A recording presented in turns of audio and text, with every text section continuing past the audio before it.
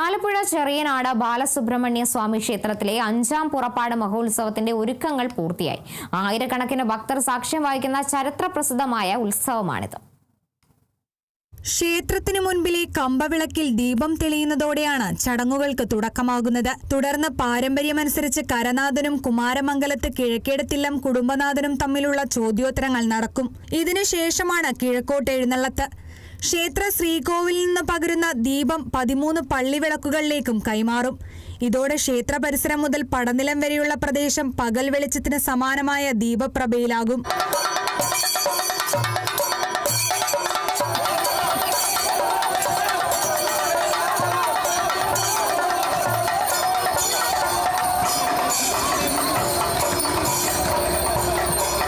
ഉത്സവത്തിന്റെ ഏറ്റവും വലിയ ആകർഷണം ഭീമാകാരമായ പള്ളിവിളക്കുകളാണ്.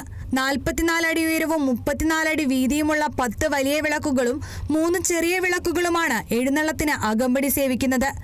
ഓരോ വലിയ വിളക്കിലും 4000-ഓളം ദീപങ്ങൾ വീതം തെളിയും. 1/2 കിലോമീറ്റർ ദൂരം ഇത്രയധികം വിളക്കുകൾ വലിച്ചുകൊണ്ടുപോകുന്നത് ഈ ഉത്സവത്തിന്റെ മാത്രം സവിശേഷതയാണ്. ഇത് തീർത്തും മരത്തിൽ നിർമ്മിച്ചതാണ്. തടി മാത്രമേ ഇതിന് ഉപയോഗിച്ചിട്ടുള്ളൂ. മരോട്ടിത്തോക്ക ചെളി വെച്ച് മരോട്ടിത്തേക്ക വെച്ച് മഞ്ഞൾ നിറഞ്ഞ തിരി പുഴുങ്ങി തീർത്തും വെളിച്ചെണ്ണയിലാണ് ഇത് ദീപം തെളിയിക്കുന്നത്.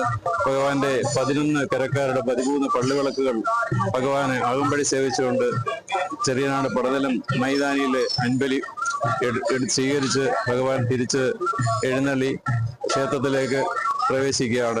മണ്ടപരിയാരം, ഇടവങ്കാട്, അരിയന്നൂർശ്ശേരി, അത്തിമൺശ്ശേരി, മാമ്പ്ര, മൂലിയോട് കിഴക്ക്, ഇടമുറി വടക്ക്, തുരുത്തിമേൽ, ചെറുവല്ലൂർ, അത്തിമൺശ്ശേരി ഹിന്ദുധർമ്മ പരിഷത്ത് എന്നീ കരകളുടെ നേതൃത്വത്തിലാണ് വിളക്കുകൾ ഒരുക്കിയിരിക്കുന്നത്. 5 വലിയ വിളക്കുകൾ ക്ഷേത്രം മുതൽ റെയിൽവേ ഗേറ്റ് വരെയും മറ്റ് 5 വലിയ വിളക്കുകൾ അവിടെ നിന്ന് പടനിലം മൈതാനം വരെയും ഭഗവാന് അകമ്പടിയേകും. മണ്ടപരിയാരം, അത്തിമൺശ്ശേരി, ഇടവങ്കാട് എന്നീ കരകളിലെ 3 ചെറിയ വിളക്കുകൾ എഴുന്നള്ളത്തിനൊപ്പം മുഴുവൻ സമയവും ഉണ്ടാകും.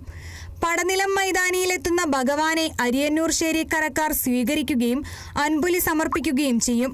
തിരുവാഭരണ വിഭൂഷിതനായ ഭഗവാനെ ദർശിക്കാൻ ഭക്തജനങ്ങളുടെ വൻ തിരക്കാണ് വർഷാവർഷം ഉണ്ടാവാറ്.